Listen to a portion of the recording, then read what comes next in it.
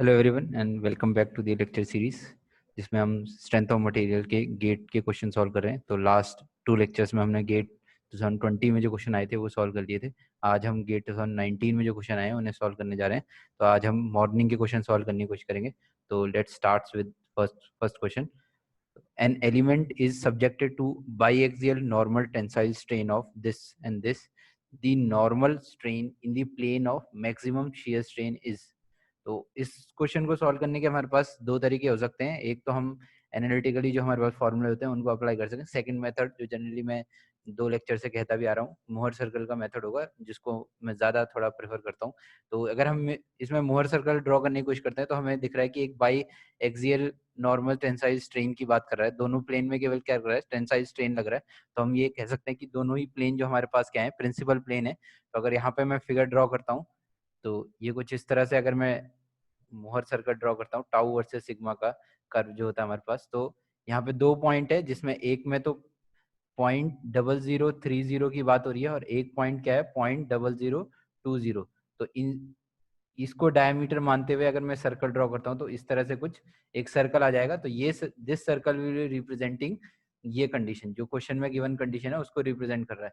तो उस क्वेश्चन में पूछा क्या गया है, हमें बताना है कि जो मैक्सिमम शियर स्ट्रेन का प्लेन है वहां पे कितना हमारे पास नॉर्मल स्ट्रेन लग रहा है। तो जो मैक्सिमम शियर स्ट्रेन का जो प्लेन है वो क्या है, ये वाला प्लेन है। देखो ये हमारे पास क्या है, मैक्सिमम। देखो ये मैंने टाउ वर्सेस क्या लिखा हुआ है, सिग्मा का लिखा हुआ है, पर हम एक्चुअली अभी किसकी बात कर रहे हैं, हम शियर स्ट्रेन वर्सेस किसकी बात कर रहे हैं, शियर स्ट्रेन वर्सेस हम नॉर्मल स्ट्रेन की बात कर रहे हैं। तो सेम होता है चाहे हम टाउ वर्सेस सिग्मा का कर्व ड्रॉ करें या फिर शियर स्ट्रेन वर्सेस हम अपना नॉर्मल स्ट्रेन की बात करें, तो ये कर्व सेम होते हैं दोनों के लिए। क्या होता है, मोहर सर्कल ड्रॉ किया जा सकता है।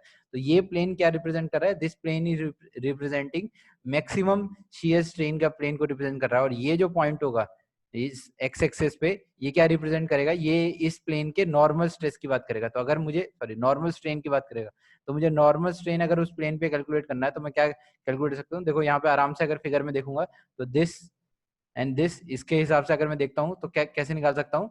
तो सिंपल है, हमारे पास क्या हो जाएगा, या तो मैं पहले डायरेक्टली इसका डायमीटर कैलकुलेट कर लूं और उसमें क्या करूं, ये वाली चीज को ऐड कर दूं। तो वो किस तरह मैं लिख सकता हूं, तो अगर अगर डायमीटर मुझे देखना है तो कितना हो जाएगा, 0030 माइनस 0.0020 डिवाइड बाय 2। देखो ये डायमीटर हो गया, प्लस जो स्टार्टिंग वाला है सिग्मा 1 की वैल्यू ऐड, एप्सिलॉन 1 की वैल्यू अगर मैं ऐड कर देता हूँ तो ये हो जाएगा हमारे पास। तो ये कैसे हो जाएगा, 0.20 का हमारे पास ये आ जाएगा। या फिर इसको डायरेक्टली कई जगह फॉर्मूला भी बना रखा है, ये क्या हो सकता है, 1 epsilon 1 plus epsilon 2 divide by 2। देखो इसको सॉल्व करोगे तो वही चीज आएगी। यहाँ से अगर कैलकुलेट करेंगे, वैल्यू पुट करोगे तो कितना आ जाएगा, 0.0025। तो ये जो स्ट्रेन आएगा at the plane of maximum shear strain, वो कितना है, option C will be the answer for this case. तो यही मैंने कहा था। देखो मोहर सर्कल का कंसेप्ट क्या है, काफी इंपॉर्टेंट है। तो पता होना चाहिए हमें मोहर सर्कल कैसे ड्रॉ होता है और डिफरेंट डिफरेंट पॉइंट्स पे हम क्या कर सकते हैं उसके बाद, चाहे स्ट्रेस की वैल्यू कैलकुलेट करनी हो, चाहे शियर स्ट्रेस की, चाहे शियर स्ट्रेन की वैल्यू कैलकुलेट करनी है, चाहे नॉर्मल स्ट्रेन की वैल्यू वो कैलकुलेट कर सकते हैं। तो let's move toward the second question. ये सेकंड क्वेश्चन है आज का। तो ये भी गेट 2019 में मॉर्निंग सेशन में आया था। Consider a pin jointed plane truss shown in the figure, let RP, RQ and RR denotes the vertical reaction applied by the support at PQR respectively on the truss. The combination of these three in kilonewton is represented by। तो ये क्या कह रहा है, एक truss हमें यहाँ पे क्वेश्चन में गिवन था, ये ट्रस हमें क्वेश्चन में गिवन था, हमें बताना था कि इन तीनों पे रिएक्शन का किस तरह से, मतलब जो कॉम्बिनेशन बनेगा वो किस तरह से बनेगा। तो ऑप्शन दे रखे हैं। देखो फर्स्ट चीज जो यहाँ पे ट्राई करनी चाहिए मेरे हिसाब से वो यही थी कि देखो टोटल वर्टिकल रिएक्शन अगर मैं देखूंगा तो कितने का लग रहा है। अगर मैं टोटल वर्टिकल की बात करता हूँ तो 30 किलो न्यूटन लग रहा होगा। तो हमें ये ऑप्शन एलिमिनेट कर सकते थे हम कि 30 का है, पर अनफॉर्चुनेटली इसमें क्या हो रहा है कि सारे ही कॉम्बिनेशन में क्या बनेगा, 30 बनेगा। 20 प्लस 10 करूंगा तो 30 बन रहा है। ऑप्शन बी में भी देखूंगा -10 और +10 कैंसिल आउट हो जाएगा तो कितना बनेगा लास्ट में 30। तो सारे ही ऑप्शन क्या है, तो ये वाला तरीका हम डायरेक्टली यूज नहीं कर पाएंगे इस केस में। तो हम क्या करेंगे, सेकंड स्टेप की तरफ जाएंगे। ऑल्दो इसका जो पूरा एनालिटिकल सोल्यूशन है वो थोड़ा सा लंबा होगा, ये केवल 1 मार्क क्वेश्चन था तो हम ज्यादा टाइम इसमें लगा नहीं सकते पेपर में। तो हमें क्या है, थोड़ा सा कुछ इस तरह का सोल्यूशन ढूंढना पड़ेगा। तो हम फर्स्ट क्या करते हैं, हमने मेथड ऑफ सेक्शन का ये तरीका पढ़ रखा है, तो हम क्या कर रहे हैं, इस सेक्शन को हम क्या करेंगे, यहाँ पे देखो ये हमारे पास हिंज है। तो हिंज में हमें पता है, अगर हम हिंज की बात करते हैं तो हिंज में हमारे पास दो रिएक्शन आएंगी, एक क्या हो जाएगी वर्टिकल रिएक्शन जो वो कह रहा है आर पी से डिनोट की जा रही है, और एक हॉरिजॉन्टल रिएक्शन जो कि किससे डिनोट की जा रही है एच पी से मैं डिनोट कर देता हूँ। सिमिलरली ये केवल रोलर है तो यहाँ पे केवल एक एक ही वर्टिकल रिएक्शन आएगी, तो इसे आर क्यू से डिनोट किया गया और इसे आर आर से डिनोट किया गया। तो हमें क्या बताना है R P R Q and R R का कॉम्बिनेशन बताना है। तो पहले देखो एक एच पी भी है, तो हम एच पी को क्या कर लेते हैं एलिमिनेट कैसे कर सकते हैं कि अगर देखो एक ही इसमें क्या है केवल हमारे पास हॉरिजॉन्टल फोर्स लग रही है और बाकी कोई और हॉरिजॉन्टल फोर्स नहीं लग रही, तो हमें पता है total horizontal force should be equal to 0, तो that is HP should be equal to 0। तो हमारे पास क्या है एक तो एलिमिनेट हो गया। अब हमारे पास 3 वेरिएबल है अभी भी, तो अगर इक्विलिब्रियम इक्वेशन के हिसाब से हम सॉल्व नहीं कर पाएंगे इसको, तो हम कैसे कर रहे हैं मेथड ऑफ सेक्शन हम यूज करते हैं। मेथड ऑफ सेक्शन में हम क्या करते हैं यहाँ से इसको कट कर देते हैं ऐसे, ठीक है। तो हमने क्या किया कट करके इस तरफ से देख रहे हैं, तो हमारे पास जो फिगर नजर आएगा वो कुछ इस तरह से नजर आएगा। तो ये जो फिगर नजर आ रहा है वो इस तरह से कुछ नजर आएगा। तो ये दो हमें क्या होगा यहाँ पे इस तरह से फोर्सेस नजर आएंगी।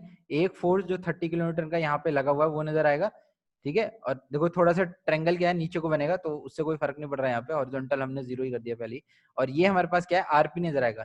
तो अगर मैं इसको देखो वर्टिकल फॉर, अगर इस सेक्शन के लिए अगर मैं बात करता हूँ तो इस सेक्शन को अगर मैं सॉल्व करता हूँ तो फॉर दिस सेक्शन अगर मैं बात करता हूँ कि vertical force should be equal to 0, तो आरपी की वैल्यू देखो कितनी हो जाएगी हमारे पास 30 किलोमीटर हो जाएगी। आरपी की वैल्यू क्या हो जाएगी 30 किलोमीटर। देखो ये हमारे पास श्योर शॉट हो गया कि आरपी की वैल्यू 30 होगी। अब हमें क्या है दो वेरिएबल और निकालने। अब इसका दूसरा तरीका क्या हो सकता है, हम इस साइड भी इस तरह का ही सोल्यूशन एक इक्वेशन बनाए, दो इक्वेशन बनाए, दो वेरिएबल होंगे उसको सॉल्व करें। पर वही मैंने कहा कि 1 मार्क्स का क्वेश्चन है, इतना टाइम हम इसे लगाएंगे नहीं। अब हम क्या करते हैं दोबारा से अपने ऑप्शन की तरफ चलते हैं। देखो आरपी की वैल्यू कितनी है हमारे पास 30 है, तो एक ही ऑप्शन है जिसमें आरपी की वैल्यू कितनी आ रही है 30 आ रही है। और ये कैसे जस्टिफाई हो रहा है, देखो ऑब्वियसली अगले दो क्या होनी चाहिए अपने आप को कैंसिल आउट करने चाहिए। क्यों? क्योंकि मैंने स्टार्टिंग में ही बोला था कि टोटल वर्टिकल फोर्स कितनी है 30 है, तो यही ऑप्शन हमारे पास बन सकता है। तो option C will be answer, that is RP की value 30, R Q and R R की वैल्यू 30 होगी, पर साइन क्या होगा अपोजिट हो जाएगा। तो option C will be the answer. तो इस क्वेश्चन को अदरवाइज हम क्या करेंगे सेकंड सेक्शन इस तरफ को भी इस तरह से सॉल्व करेंगे कि इसमें दो इक्वेशन बन जाए, और बाद में उन दो इक्वेशन से हम क्या करेंगे R Q and R R की वैल्यू निकालेंगे। पर ये अगर हम इस तरह से करेंगे तो ये 1 मार्क के लिए काफी लेंथी हो जाएगा क्वेश्चन। ये हमारा नेक्स्ट क्वेश्चन है। तो a portal frame shown in the figure has a hinge support at the joint P and a roller support at joint R. A point load of 50 kilonewton is acting at the joint R in the horizontal direction. The flexural rigidity EI of each member is this much. Under the applied load, the horizontal displacement in mm of the joint R would be. तो हमें क्या बताना है कि ये जो load लग रहा है 50 किलोन्यूटन का, उसके कारण हमारे आर पे कितना हॉरिजॉन्टल डिस्प्लेसमेंट हो जाएगा या कितना हॉरिजॉन्टल मूवमेंट हो जाएगा हमारे आर पे। तो देखो इस क्वेश्चन को हम कैसे सॉल्व करेंगे, मैंने कहा था कि स्टैंडर्ड रिजल्ट्स क्या करते हैं हम हमेशा याद करके रखते हैं, तो उसके बेसिस पे हम देखते हैं कि इस क्वेश्चन को हम कैसे सॉल्व कर सकते हैं। तो देखो होगा क्या यहाँ पे, मैं क्या कर रहा हूँ यहाँ पे देखो, ये हमने एक बीम, ये जो हमारे पास बीम थी पी क्यू की, मैंने क्या किया ये जो 50 किलोमीटर का लोड नीचे लग रहा था उसे मैंने क्या किया ऊपर ट्रांसफर कर लिया।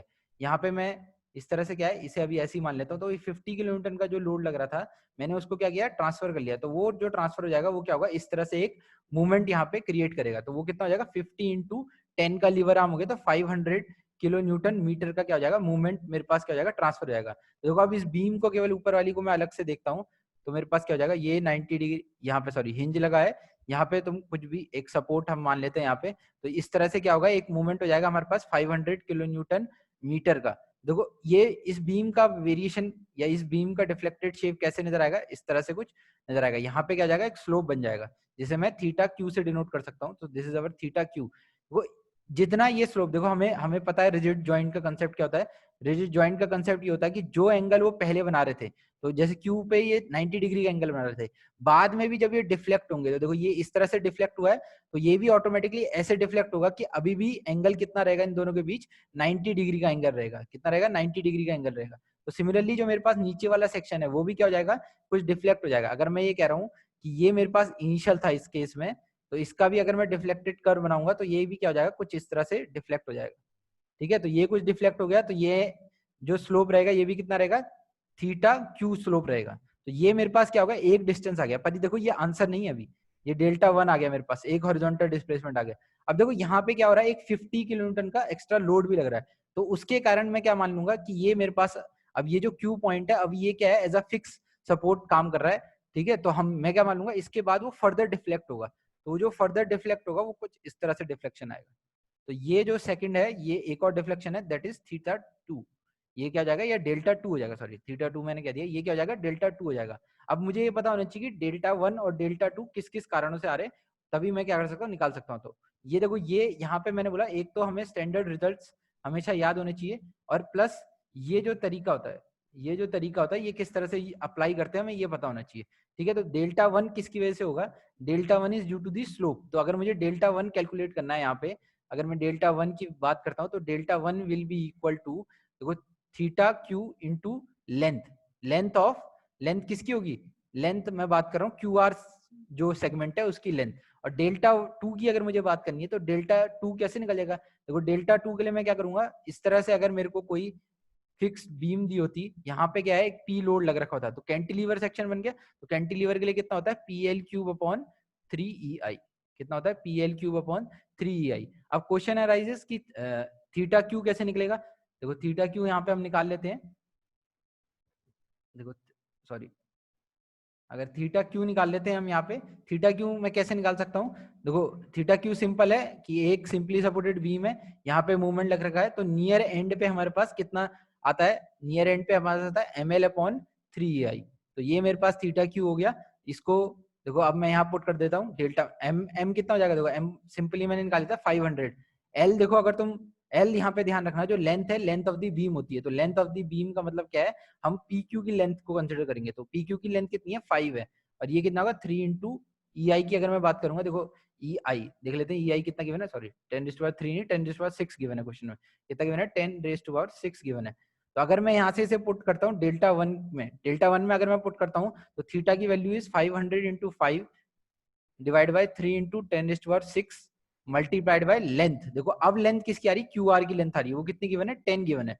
सिमिलरली अगर मैं क्या करता हूँ, Δ2 को कैलकुलेट कर लेता हूँ, Δ2 मेरे पास कितना हो जाएगा, P की वैल्यू मैं यहाँ पे पुट करता हूँ, P की वैल्यू कितनी है, 50 है मेरे पास, तो 50 इंटू, देखो लेंथ ऑफ QR कितनी है मेरे पास, 10 है, तो 10⁻³ इंटू 3EI, तो मेरे पास क्या जाएगा, 3EI हो जाएगा,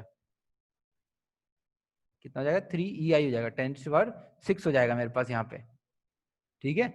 तो यहाँ तक अगर मैं देखता हूँ, अब मैं क्या कर सकता हूँ, Δ1 और Δ2 की वैल्यू को क्या कर सकता हूँ, कंबाइन कर सकता हूँ यहाँ पे, तो इससे मैं मेरा क्या जाएगा, रिजल्ट निकल के आ जाएगा। तो अगर मैं यहाँ पे देखता हूँ Δ1 और Δ2 को मैं कंबाइन करूंगा, तो जो टोटल डेल्टा होगा हॉरिजॉन्टल डिफ्लेक्शन, वो कितना होगा, Δ1 प्लस Δ2 हो जाएगा। तो दोनों का अगर मैं कंबाइन करूंगा, तो यहाँ से अगर तुम वैल्यू निकालोगे, तो सिंपली वो वैल्यू कितनी आ जाएगी, 25 mm आ जाएगी। इसके बाद कुछ नहीं करना है, कैलकुलेटर में पुट करना है, इसलिए मैं सॉल्व करके नहीं दिखा रहा, पर यही तरीका है, हमें क्या आना चाहिए, θ1 और θ2 को कैलकुलेट करना आना चाहिए, ठीक है। तो अगर मैं ऑप्शन की तरफ भी देखूं, तो इसमें ऑप्शन नहीं था, सॉरी, ये न्यूमेरिकल इंटीजर टाइप था, तो 2 डेसिमल तक अगर वो, या 1 डेसिमल तक अगर वो बात करता है, तो हमें 1 डेसिमल तक निकालना है, पर इसका आंसर कितना है, 25 mm है, डेसिमल के बाद कोई वैल्यू नहीं है, ठीक है। तो नेक्स्ट क्वेश्चन देखते हैं, हमारा लास्ट क्वेश्चन है, ये भी गेट 2019 में मॉर्निंग सेशन में आया था। तो a cross section of a built up wooden beam as shown in the figure is subjected to a vertical shear force of 8 kilonewton. The beam is symmetrical about the neutral axis shown, and the moment of inertia about the neutral axis is 1.5 into 10 raised to power 9. Considering that the nail at the location P are spaced longitudinally at 60 mm, each of the nail at P will be subjected to the shear force in Newton.